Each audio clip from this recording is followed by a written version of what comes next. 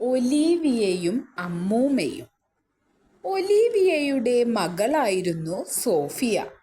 ഒരിക്കൽ സോഫിയയുടെ ജന്മദിനത്തിൽ ഒലീവിയ അവൾക്കൊരു മോതിരം സമ്മാനിച്ചു. സോഫിയയ്ക്ക് മോതിരം വലിയ ഇഷ്ടമായി. അവളത് എപ്പോഴും വിരലിലിട്ടുകൊണ്ട് നടന്നു. ഒരു ദിവസം പുഴക്കരയിൽ വെള്ളമെടുക്കാൻ വന്നതാണ് സോഫിയ. അപ്പോഴതാ കുറച്ചു മാറി ഒരു അമ്മൂമ്മ അവളെ തുറിച്ചു നോക്കിയിരിക്കുന്നു. കയ്യിൽ വലിയൊരു ചാക്കുണ്ട്. പേടിച്ചു പോയ സോഫിയ വേഗം വെള്ളമെടുത്ത് വീട്ടിലേക്ക് ഓടി. വീടെത്താറായപ്പോഴാണ് അവൾ ശ്രദ്ധിച്ചത്, മോതിരം കാണാനില്ല. മോതിരം പുഴക്കരയിൽ വീണു കാണും. ആ അമ്മൂമ്മ കാണാതെ വേഗം മോതിരവും എടുത്ത് വരാം. അതോർത്ത് സോഫിയ പുഴക്കരയിലെത്തി. പെട്ടെന്ന് അമ്മൂമ്മ സോഫിയയെ പിന്നിൽ നിന്ന് പിടിച്ച് ചാക്കിലാക്കി. ചാക്കും കൊണ്ട് അമ്മൂമ്മ വീടുകൾ തോറും കയറിയിറങ്ങി. ഓരോ വീട്ടിലെത്തുമ്പോഴും അമ്മൂമ്മ പറയും, പാടുന്ന ചാക്കേ, മാന്ത്രിക ചാക്കേ, പാടിയില്ലെങ്കിൽ ഞാൻ പുഴയിൽ തള്ളും.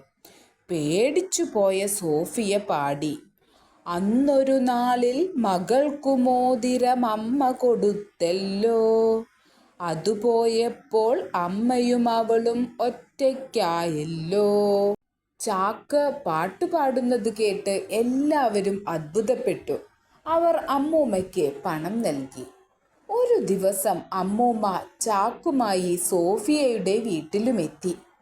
ചാക്കിൽ നിന്നുള്ള പാട്ട് കേട്ടപ്പോൾ ഒലീവിയയ്ക്ക് കാര്യം മനസ്സിലായി. അതിനകത്ത് സോഫിയയാണ്. ഒലീവിയ ഒന്നും അറിയാത്തതുപോലെ പറഞ്ഞു, നടന്ന് ക്ഷീണിച്ചതല്ലേ, ഇന്ന് ഇവിടെ താമസിക്കാം. അമ്മൂമ്മ സമ്മതിച്ചു. രാത്രി അമ്മൂമ്മ ഉറങ്ങിയപ്പോൾ ഒലീവിയ ചാക്ക് തുറന്ന് സോഫിയയെ പുറത്തിറക്കി. വിശന്ന് തളർന്ന അവൾക്ക് ഭക്ഷണം കൊടുത്ത് കിടത്തിയിട്ട് ഒലീവിയ ഒരു പട്ടിയെ ചാക്കിലാക്കി കെട്ടിവെച്ചു. പിറ്റേന്ന് വീട്ടിൽ നിന്ന് ഇറങ്ങി ചന്തയിലെത്തിയപ്പോൾ അമ്മൂമ്മ ചാക്കിനോട് പാടാൻ പറഞ്ഞു. ഭൗ ഭൗ ഭൗ. ചാക്കിൽ നിന്ന് കേട്ടത് ആ ശബ്ദമാണ്. സോഫിയ ശബ്ദം മാറ്റി കളിപ്പിക്കുകയാണെന്ന് വിചാരിച്ച് അമ്മൂമ്മ ചാക്കു തുറന്നു. പുറത്തു ചാടിയ പട്ടി അമ്മൂമ്മയെ ഒറ്റക്കടി. വൈകാതെ അമ്മൂമ്മയുടെ കള്ളത്തരം മനസ്സിലാക്കിയ നാട്ടുകാർ അവരെ അടിച്ചോടിച്ചു. പിന്നീട് ആരും അമ്മൂമ്മയെ കണ്ടിട്ടില്ല.